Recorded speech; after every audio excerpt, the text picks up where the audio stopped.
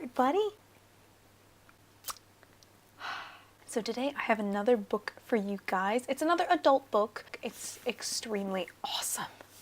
And the book in question is The Golem and the Jinni by Helene Wecker. This is Wecker's first novel, and wow, what a book. I became aware of this book mainly through word of mouth, a lot of really positive word of mouth. People kept coming in and asking for it, saying they'd had friends who'd read it, and that they heard it was really good. And I'll be honest, when people were first coming in for it, I thought they were mistaking this for a completely different book.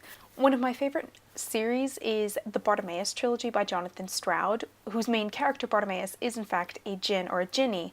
And the second book is called The Golem's Eye, and so for the longest time I thought people were mistakenly asking for that book, until I looked it up and found out, nope, they're actually looking for this one. So I couldn't resist and had to get it. No question, I had to get it. I kept hearing so many good things, and I almost never see golems in literature anymore, and I love the fact that jinn or jinni is spelled like, you know, close to correctly. It doesn't look like genie.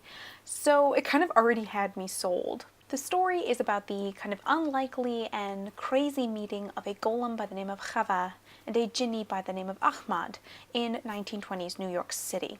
Chava comes over from Europe, and on the way her master for whom she was made dies, and so she's left completely masterless, which is not a good thing for a golem which needs a master, or else it's just sort of broken and lost. And Ahmad has been trapped inside of a bronze kind of, not necessarily a lamp, but a container of sorts for, he doesn't even know how long, and he has this big gap in his memory, and he can't remember how he came into this bronze container, and he doesn't remember who put him there, and so he has a big memory loss. Both of them end up getting taken in by relatively kind strangers. Chava actually is taken in by a rabbi who actually names her Chava, so she's in the Jewish community of New York City, and Ahmad gets released, saved, by a tinsmith out in Little Syria. That's where he picks the name Ahmad.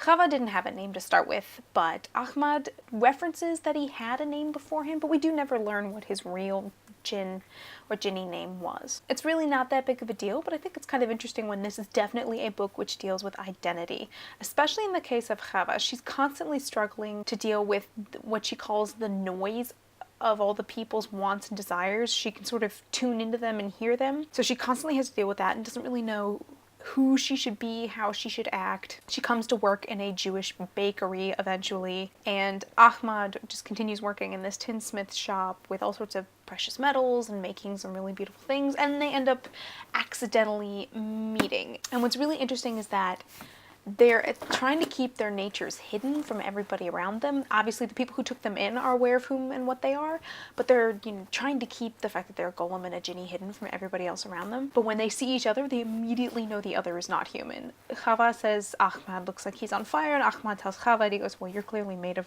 earth, like I can tell that. And it's really, really nice to see their sort of friendship relationship develop, and then there's a whole big subplot which becomes the main plot as to whom it was that imprisoned Ahmad and whom it was who created Chava. We end up seeing how their stories eventually intersect and intertwine. That's some of the best part of this book, is that the characters are so well written. This is most certainly a character piece. As such, you need to have these characters go on really good arcs, they need to develop, they need to go somewhere, and they need to hold our attention. Helene Wecker is able to do that with all of her characters, not just Chava and Ahmad. The main antagonist of the story, who sort of gets revealed slowly throughout the book, is really fascinating because you don't necessarily recognize him as the primary antagonist at the start of the book. And you meet him right off the bat, but you don't even realize it. It's really, really cool, and he's a really interesting character. There's a whole host of side characters in here as well.